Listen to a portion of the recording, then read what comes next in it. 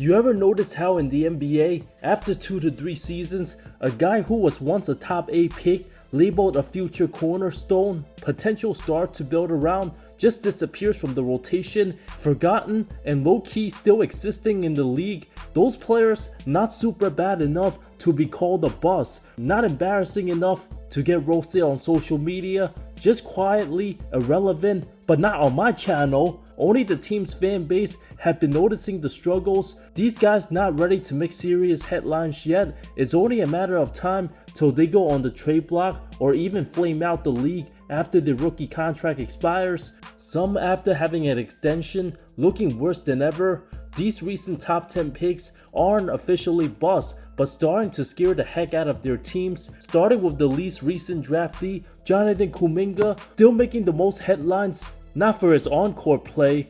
The endless saga with Golden State, when's it gonna stop? 23 years old, 6'7" power forward, can take his talents to law enforcement, become an ICE agent, and deport Coach Kerr out the franchise. The hate getting unbearable. Half the fan base wants Coach gone, especially his ridiculous lineup decisions. Minga keeps riding the bench. The Warriors been emotionally checked out of Jonathan's relationship over 6 months now. It's like having a girlfriend you told your friends you gotta break up with for 3 years and you still together. Once upon a time, the untouchable athletic stud was supposed to take over the franchise as Steph Curry ages, but Steph's still doing Steph things. Kuminga's agent Aaron Turner continues to mock the team when his guy received the DMP in a loss to Atlanta. Mr. Turner posted a highlight video of Minga scoring 25 against the same team 2 years ago. From averaging 24.5 points between January 12th to February 5th of 2024, and now not getting any playing time. Only Sacramento wants him. Golden State likely asking too much given they destroyed all his value. Can't be part of the offense when he loves playing one-on-one, taking bad mid-range shots. Just another bad product of a now dismantled G League Ignite. Many teams reluctant to take a chance since he ain't a missing piece, not an experienced vet. Too much of a headache, has an annoying agent, don't seem coachable. All these factors, why he's struggling altogether. January 15th, can the unthinkable happen? Jabari Smith Jr. The Rockets having a difficult time without Şengün. The former number 3 pick himself started off solidly but struggled mightily. The 6'11" stretch 4 already gotten a 5-year, $122 million extension. His shooting wounds absolutely brutal on a short-handed team that's supposed to have title aspirations. Given his size, Jabari could start taking more twos, half his shot attempts from deep being that tall. In reality, Smith Jr. wasn't projected to become a franchise star, more like a guaranteed solid role player, averaged between 15 to 19 a game in his prime, and he's done his job fairly well all season until the month of January. Doesn't use his post game enough. Ime Udoka's offensive strategy, questionable. Rockets fans already panicking, believing Smith should have been the player dealt to the Suns instead of the underrated Dillon Brooks. Jabari's lack of aggression deeply concerning. Too much pressure for now for the former 3rd overall pick. This is his time to step up and prove why he's not just another 6'11" role player who shoots threes, but a bucket getter to take some load off 37-year-old Kevin Durant. Jaden Ivey of the Detroit Pistons. His team's great with or without him. Soon to be 24 years old, coming off the bench, his scoring reduced by half from his rookie season following leg injury from a broken fibula and having knee surgery, was on minutes restrictions, no longer the case. The question remains, is he a viable star next to Cade, if that even makes sense, or to become Detroit's 6th man off the bench, or a trade piece? Has the injury significantly stunned his growth? Ivy will still need to prove worthy as a true Piston before the deadline when there's two-way Jenkins outplaying him. If Ivy's shooting improves, will certainly be a rotational piece on a contender. That's how he can regain back to a number 2 option. Far from it, has lots of work to do. Jeremy Sochan.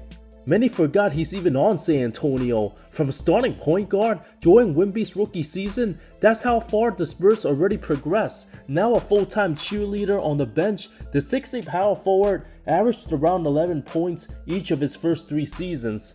Now looking like he won't be with the Spurs free agent after this season. Has he finally checked out with the team? Got all the backlash from the fan base possible, the punching bag of the franchise, too many flaws, can't shoot, to play backup center. Team already has Luke Cornett for that. Sochan's only good on defense, that's about it. Pop gave him all the green light in the world 2 years ago. Ever since, still a player without any identity, never had a consistent stretch in playing the role that makes the most sense for him. Can the team still keep him? Sure, on a super cheap contract. Mitch Johnson simply has no time thinking about how Sochan can get serious minutes when teams succeeding without him. Now his confident shot, hesitant to shoot the ball, just looks like the same player when he was drafted. Zero improvement, one of the most confusing players for any coach to utilize. Too much of an old-fashioned role player, might be on his way overseas, winning awards by the time San Antonio wins titles with Wemby. Scoot Henderson, year 3, still yet to make his season debut after a torn left hamstring. At this point, who knows if Scoot already played his last game with the Blazers. From given the time frame, missing 4 to 6 weeks, it's more like 4 to 6 months, awfully close to the February 5th trade deadline, supposed to be the next face of the franchise after Dame Lillard, but that belongs to Jaden Ivey. 21-year-old Scoot has not shown positive signs of improvement despite not suiting up. If he takes his career seriously, should be learning more about the game from two of the brightest offensive and defensive minds, with Dame Lillard and Jrue Holiday. Still too early to tell if Portland offers him an extension this offseason. If Scoot doesn't come back at all after this season, on April Fools, he can announce his decision, take his talents to Duke. Henderson playing in the NCAA would be 100 times more entertaining than riding the bench on a 37-win team. To think him versus Wembanyama would be a debate 2 years ago, an absolute travesty. Compared to the likes of John Morant and Russ Westbrook, Scoot might not only never become an all-star, but will he even be as good as Eric Bledsoe? Bilal Coulibaly, the 7th pick of the 2023 draft, never talked about. His time with the Wizards could just be over. Now with Trae Young there, averaging 10, 5 and 2, poor shooting splits, injury prone, 63 and 59 games played first 2 years, already missed 14 this season. Teammate Keyshawn George completely surpassed him as a player. Offensively, Coulibaly barely has the ball in his hands now, not a good outside shooter, very stagnated development, still age 21, good on defense, similar to Frank Ntilikina of the Knicks. At least Coulibaly's not intimidated to attack, has shaky handles, can't stay consistent on the court, might never find a rhythm. Is he hungry to improve? Who knows? Another big injury, NBA career likely over. Even on the Wizards, the league waits for nobody. Zaccharie Risacher, the most forgotten, least talked about number 1 pick, not as bad as Anthony Bennett, below average, subpar numbers of 11 a game, the 6'8" small forward just looking like an average starter, his struggles not even worth the mention. Even complete busts like Markelle Fultz was getting roasted for his lack of production in Philly, stuck in no discussion territory, being in a much more quiet draft, looks nothing more than a rotational player. Atlanta in no rush to make any decisions. Likely extend him to a friendly deal or trade the Frenchman. If Risacher was picked between 4 to 10, nobody would say a word about his lack of production. Could just become this decade's Marvin Williams. A classic existing starter for a dozen seasons on small markets. Many forget he was rookie runner-up. All the other guys drafted right after him, Alex Sarr, Reece Shepard, and Stephon Castle, ballin', having much better seasons. Risacher needs to gain more weight, can't be getting bumped off his spots given the unexpected rise of Jalen Johnson, a guy who plays similar position. Zach will need to improve his shooting. The Hawks having the number 1 pick in the most unfortunate draft class, teams weren't hungry for that number 1 pick. Risacher the type of guy who would go outside the top 5 in most other drafts. Tidjane Salaun of the Charlotte Hornets, the 6th pick of the 2024 draft, still a work in progress, 20-year-old 6'10" power forward from France, putting up 6 and 4, shaping to become a stretch 4, 3 and D. Despite Charlotte's continuous struggles this season, for the first time all decade, this franchise might be trending in the right direction. If he was on a good team like the Wolves or Pistons, wouldn't be getting much playing time in win-now situations. paid his dues in the G League, much more promising than most of the guys on this list. We'll find out by middle of next season whether he will get a contract extension and be part of the Hornets' future.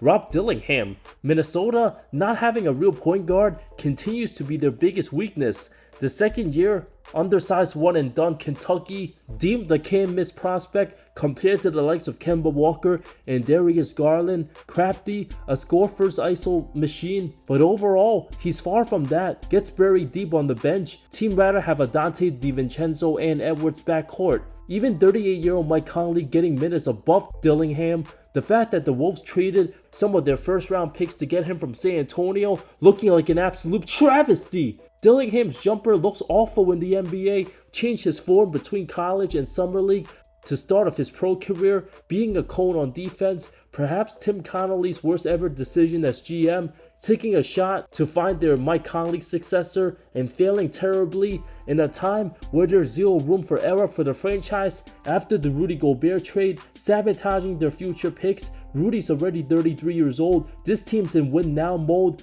with trading Dillingham away and a second round pick to Orlando for the expiring Tyus Jones worth it at this point? Being under 6'1", 170 pounds, still hasn't appeared to gain any weight. Dillingham weighed in at 164.2 pounds at the combine, the second smallest lottery pick last 25 years, only above TJ Ford. Rob honestly one of the few lottery picks who has an argument to be even worse than Bronny James. Tyler Hendricks and Cody Williams, both not good for Utah. Pick 1 year and a pick apart, the 6'9" Hendricks suffered a devastating leg injury third game of last season, only getting 15 minutes a game, not developed, being stuck on a franchise with no franchise player, holding on to Lauri Markkanen way too long, tanking for a 4th straight season. When is enough gonna be enough, Danny Ainge? Given the lack of growth from the young players, wasting away in the lottery, taking the wrong guys. Cody Williams being a -60 the other night, worst all time, that's all you gotta know. God awful outside shooter, 19% from 3 on the season, only to crack double figures 3 of his first 26 games.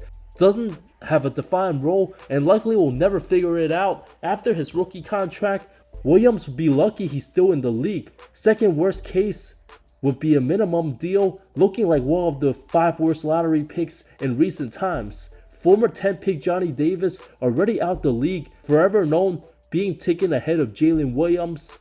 I'm not putting Ron Holly on this list. 5th pick by the Pistons, has been playing better as of late, looking extra promising defensively, not afraid to shoot it, will certainly have a better career than all the players on this list.